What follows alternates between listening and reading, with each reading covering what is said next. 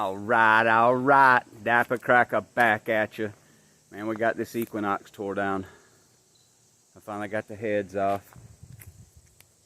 That's exactly what it was. Let me do some flipperoo here.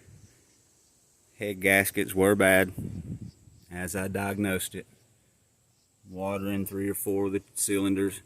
I had so much water in this one, man, that it just burnt the carbon slap off the top of the piston. I believe the engine to be okay. We're going to get the heads worked and get everything together. Got all the tools we're about to put up. I'm about to shut it down for the night, people. And a little doggy pad I used to lay on it, to lay under it, to get to the damn exhaust bolts. And here's the heads. Let you look at these. We already got them in the garage. We're trying to put up for the night. There's the heads. We're going to get them to the workshop, the machine shop, I mean. I'm tired, people. They look to be okay.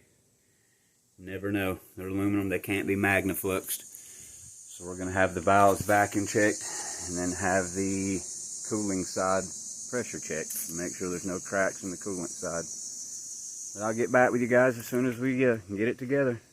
We're working. You see. Slowly but surely. Slowly but surely. But, man, y'all pray. We're trying to get some stuff together. I got most of my tools, the jack put up. And that's what we're working with. Got all the wire harness pulled over. Got to looking. This thing didn't have a power steering pump. Come to find out, it's electric steering. It's just like a Saturn.